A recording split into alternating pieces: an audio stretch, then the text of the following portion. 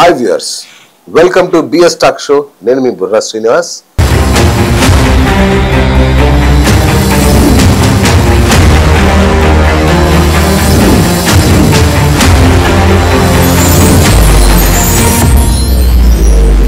ఇవాళ మనతో dare and dashing actress, heroine, అట్లాగే హిందుత్వానికి బ్రాండ్ అంబాసిడర్ మన ఎవర్ గ్రీన్ మాధవీలత గారు ఇవాళ మనతో ఉన్నారు.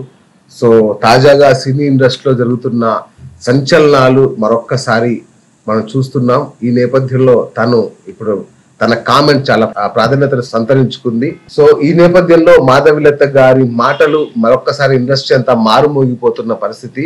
మరి ఏం జరుగుతుంది, ఇండస్ట్రీ ఈ స్థితికి ఎందుకు వచ్చింది తెలుసుకునే ప్రయత్నం చేద్దాం. నమస్కారం మాధవీలత గారు. ఎలా ఉన్నారు? చాలా బాగున్నాను. సో ఏంటి మన ఇండస్ట్రీ పరిస్థితి? ఇష్యూస్ చూస్తున్నాం కదా. ఇండస్ట్రీ పరిస్థితికి ఏమైంది? చక్కగా సినిమాలు చేసుకుంటున్నారు, ప్రజలు చూస్తున్నారు. ఏముంది అది బయట, లోపల మీ ప్రశ్న కరెక్ట్ గా ఉంటే సమాధానం నేను చెప్తాను. రైట్, దేని గురించి?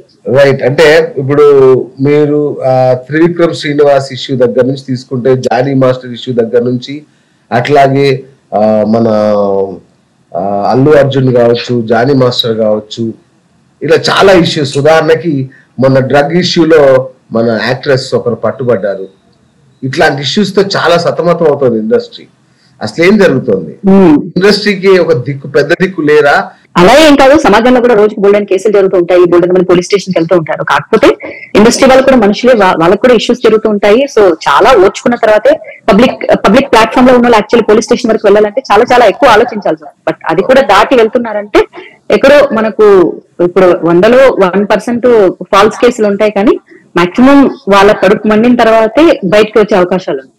Okay, right. అంటే జానీ మాస్టర్ వెళ్ళడానికి ముందు త్రివిక్రమ్ శ్రీనివాస్ గారి మీద కూడా ఆరోపణలు రావడం అనేది నాకు షాక్ అనిపించింది.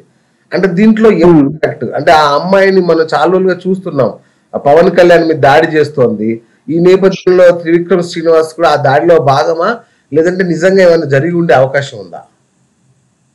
అది మనకు తెలియదు. ఎందుకు అంటే ఆ అమ్మాయి అనేది బయటకు వచ్చి పూర్తిగా వివరాలతో ఏదో ఒకటి చెబితే తప్ప ఎవరికి తెలియదు.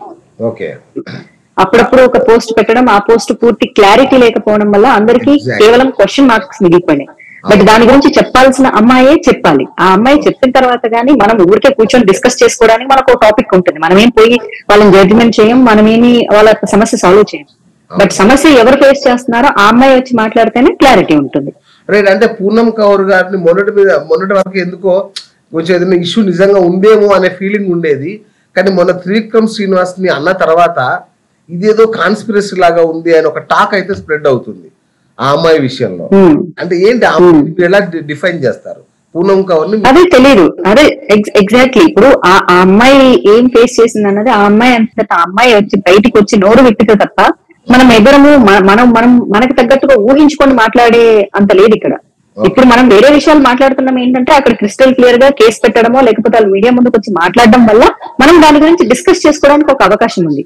అసలు ఏమీ తెలియనప్పుడు మనం ఏం మాట్లాడతాము? రైట్. సో అంటే చేసి ఉండకపోవచ్చు అంటారా త్రివిక్రమ్? తెలియదు, I have no idea. Okay, right. Jani master issue తీసుకుందాం. జానీ మాస్టర్ ఇష్యూ తీసుకుంటే సరే, ఇప్పటిదాకా మనం చాలా చూసాము. అంటే మొదట్లో చాలా ఆవేశపూరితంగా ఉంది, గొడవలాగా అనిపించింది. కానీ ఇప్పుడు లేటెస్ట్ గా వీడియోలన్నీ చూస్తుంటే జానీ మాస్టర్ ఆ అమ్మాయి ఏదైతే ఉందో తను వాళ్ళిద్దరి మధ్య ఉన్న ఇంటిమసీ, వాళ్ళిద్దరు కలిసి కొన్ని లవ్ సాంగ్స్ చేశారు. ఆ అమ్మాయిని హీరోయిన్ గా చేసే ప్రయత్నం ఈయన చేశాడు. వాళ్ళ మధ్య 6 ఏళ్ల పాటు ఒక అత్యద్భుతమైన సాన్నిహిత్యం నడిచింది. ఇప్పుడు సడన్ గా అమ్మాయి కేసు పెట్టడాన్ని ఇండస్ట్రీ సగంగా చీలిపోయిన పరిస్థితి. ఈ అమ్మాయి తనని ఎక్స్ప్లాయిట్ చేసి ఇప్పుడు ఇలా బిహేవ్ చేస్తుంది, ఏదో డబ్బుల దగ్గర ఇంకేదో ఇష్యూలో పంపకాల్లో తేడా వచ్చి అనే ఒక మాట ఇప్పుడు వినబడుతుంది. లేదండి, అలా ఏమీ లేదు. అత్యద్భుతమైనటువంటి సాన్నిహిత్యం ఏం నడవలేదు, సాన్నిహిత్యం మాత్రమే నడిచింది. ఎందుకంటే నేను అమ్మాయితో మాట్లాడినాను కాబట్టి నేను చాలా క్రిస్టల్ క్లియర్ గా చెప్పగలను. ఆ పాప ఫస్ట్ సాక్ష్యాలన్నీ తీసుకొని చాంబర్కి వెళ్ళడం జరిగింది, తర్వాత పోలీస్ స్టేషన్ మెట్లు తొక్కడం జరిగింది. సో అమ్మాయికి ఒక 16 ఏళ్ల వయసు ఉన్నప్పుడు అతను ఆ అమ్మాయిని ఫిజికల్ గా వాడుకోవడం జరిగింది. సో ఆ సంగతి అతను అసిస్టెంట్ కి చెప్పడం జరిగింది. నేను కూడా నీలాగా అసిస్టెంట్ ని, నేనేం చేసే పరిస్థితి ఇక్కడ నాకు లేదు, అయితే ఇండస్ట్రీలో కెరీర్ కోసం ఉండాలి లేకపోతే లేదు సో నువ్వు కూడా అంతే ఉంటే ఉండు, లేకపోతే లేదు అని చెప్తే ఆ సంగతి ఆ విషయం వాళ్ళ అమ్మ నాన్న చెప్పుకోలేక అమ్మాయి కాంప్రమైజ్ అయింది. ఇట్ ఈస్ ప్యూర్లీ కాంప్రమైజ్ తప్ప మరొక విషయం జరగనే లేదు ఇక్కడ.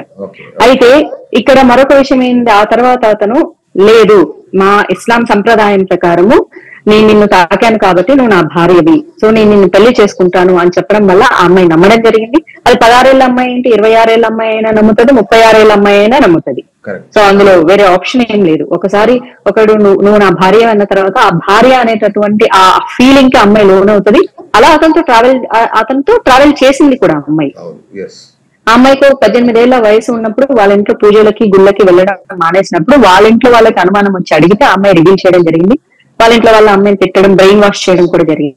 నువ్వెందుకు మారాలి, నువ్వెందుకు మతం మారాలి, అవసరం లేదు కదా అంటే ఆ అమ్మాయిని మభ్య పెట్టడం జరిగింది. మా సాంప్రదాయం ప్రకారం నువ్వు మతం మారి నేను పెళ్లి చేసుకుంటే నాకు స్వర్గం ప్రాప్తిస్తుంది, లేకపోతే నాకు బ్యాడ్ అవుతుంది, మళ్ళీ నాకు కెరియర్ పరంగా కానీ అన్ని రకాలుగా బ్యాడ్ అవుతుందని చెప్పడం జరిగింది. ఆ అమ్మాయి నమ్మడం కూడా జరిగింది.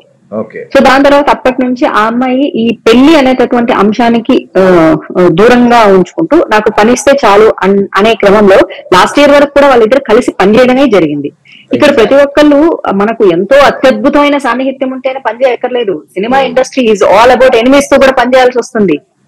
ప్రాక్టికల్ ఎక్స్పీరియన్సెస్ అది. మనకు ఒకళ్ళంటే ఒకళ్ళకి పడకపోయినా అక్కడ మనం పని చేయాలి, మనకు పని కావాలి.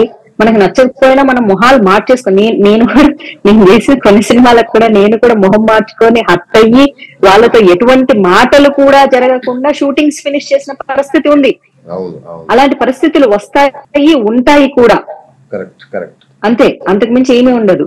ఆ క్రమంలో ఒకసారి పుష్ప 2 సెట్ లో ఏదైతే డాన్స్ ఫ్లోర్ లో ఆ జానీ మాస్టర్ వచ్చి ఎవరైతే స్టాఫ్ బయటికి పొమ్మని చెప్పి ఈ అమ్మాయితో మళ్ళీ పెళ్లి చేసుకునే విషయంలో గొడవ జరగడము, సరే సుకుమార్ గారికి తెలిసి చిన్న పంచాయతీ పెట్టడం లాంటివి జరిగిందంట, వద్దు అని. అప్పటి నుంచి అతను ఫోన్ చేయడం మానేశాడు. కానీ ఆ తర్వాత కూడా అమ్మాయి నాకు వర్క్ కావాలి మాస్టర్ అని ఫోన్ చేయడము, వర్క్ ఉంటుంది వర్క్ ఇప్పిస్తానని అతను చెప్పడము, రేపు షూటింగ్ ఉంది అనగా ఆ అవతల వాళ్ళు ఫోన్లు స్విచ్ ఆఫ్ చేసుకోవడము ఆ అమ్మాయికి బాధను క్రియేట్ చేసింది. ఆ బాధను అమ్మాయి తీసుకోలేకపోయింది. ఆ తర్వాత అతని భార్య వచ్చి ఈ అమ్మాయిని కొట్టడము, తర్వాత అప్పుడప్పుడు ఒక ర్యాండమ్ పర్సన్ వచ్చేసేసి ఎవరో తెలియదు, ఇదిగో సినిమా ఇండస్ట్రీలో ఇట్లా పెద్దోళ్ళతో పెట్టుకోవద్దని చెప్తామా, ఎందుకు వచ్చిన గొడవ, కాంప్రమైజ్ అయిపోయి ఉండొచ్చు కదా, నీకు లైఫ్ వస్తుంది. బట్ ఆ అమ్మాయి క్వశ్చన్ ఏంటంటే పెళ్లి చేసుకుంటే ఇంకా పెళ్లి చేసుకుంటే మళ్ళీ నేను సినిమాలు చేయడానికి పాసిబుల్ లేదు, ఇంకా నేను పెళ్లి చేసుకోవాలి, పిల్లల్ని కనాలి, ఇంట్లోనే ఉండిపోవాలి అనేటటువంటి ఒక అంశం ఆ అమ్మాయికి డైజెస్ట్ అవ్వలేదు. అని ఇంకోటి మనం చూసుకుంటే ఆ అమ్మాయి జానీ మాస్టర్ తో ఉంటేనే అమ్మాయి కెరీర్ ఎక్కువ.